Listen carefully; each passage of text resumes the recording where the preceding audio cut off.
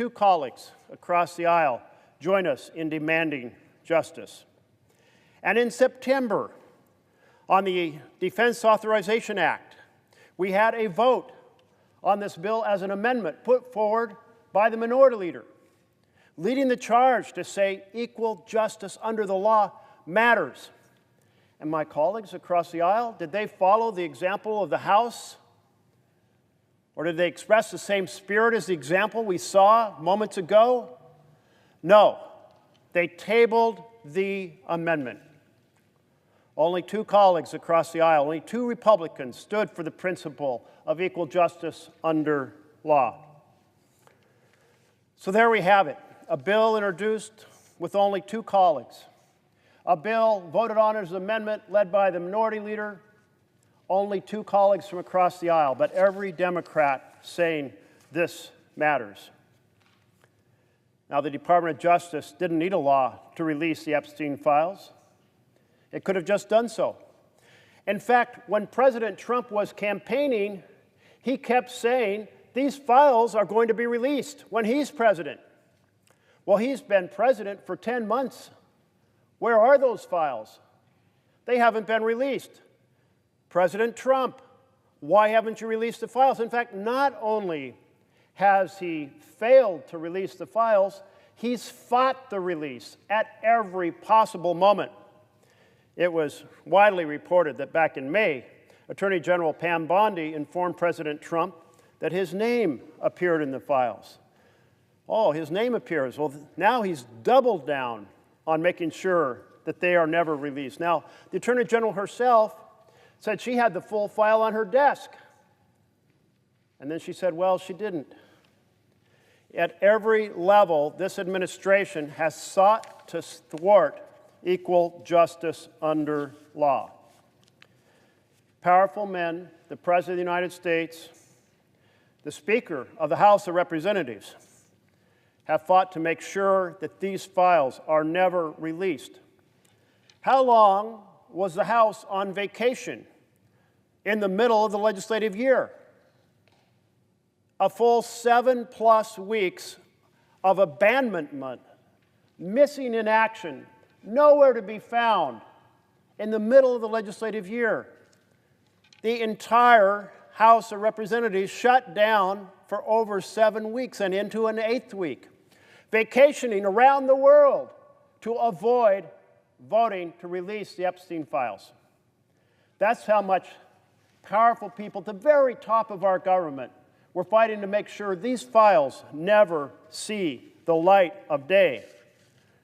But across this great country, people said, hell no. People on the right side of the aisle and the far right side of the aisle, people on the left side of the aisle and the far left side of the aisle, all demanded that justice be served. Because this particular case is one that involves such egregious conduct. Jeffrey Epstein was a monster who groomed, abused, raped underage girls, and facilitated the ability of other powerful men to groom, abuse, and rape underage girls.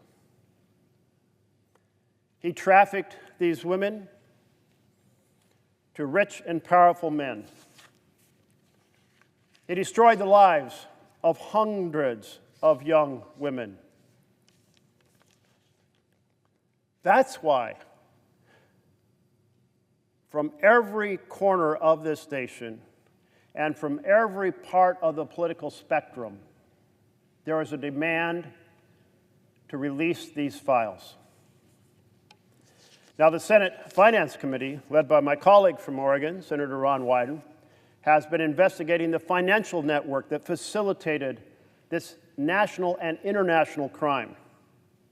And the Biden administration cooperated fully with the Senate investigators in this case.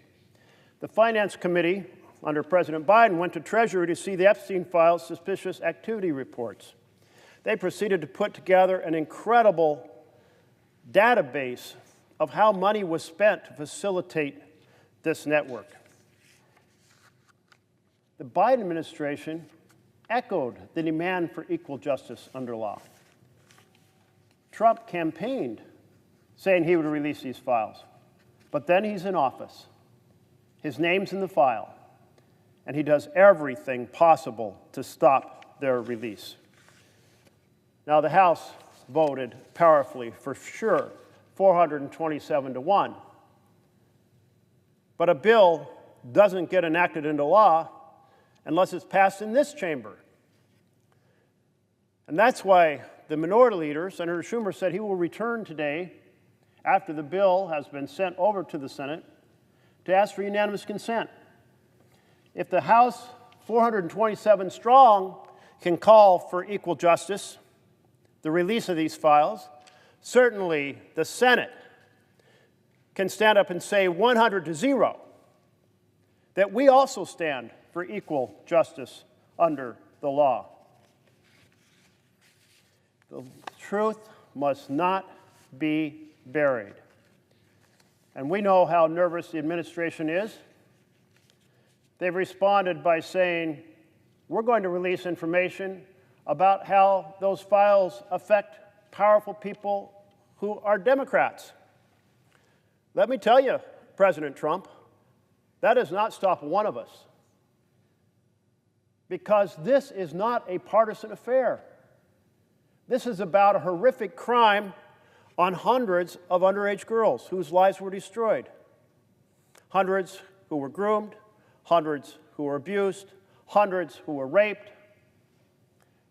So the chips must fall where they may. No matter what the political party of the actors may be. So, President Trump, you think you're doing something clever and you're going to intimidate Democrats from supporting this by making this partisan? I tell you, President Trump, hell no. There's nothing partisan about the principle of equal justice under law. Now, we know why the president is so nervous. A few days ago, a trove of emails were released from the Epstein estate. They made clear in Jeffrey Epstein's own words that President Trump, quote, knew about the girls, end of quote. And he called President Trump, quote, the dog that hasn't barked, quote. And Jeffrey Epstein, a convicted pedophile, even wrote, quote, I've met some bad people, none as bad as Trump, not one decent cell in his body. Well, I don't know what President Trump's role was. And President Trump says he wants to see others investigated, including former presidents who were Democrats. I don't know their involvement. But I do know this. It's time for the truth. It's time to end the cover-up. The Epstein cover-up is morally wrong. It is legally wrong. The victims deserve justice. The victims and the American people demand not justice, but transparency. The American people and the justice demand accountability. It's the right thing to do, no matter how rich or famous an individual might be who is mentioned in those files. And they may be mentioned in those files with no connection to the crimes committed. There's no knowing until we see what the files say. That is the point.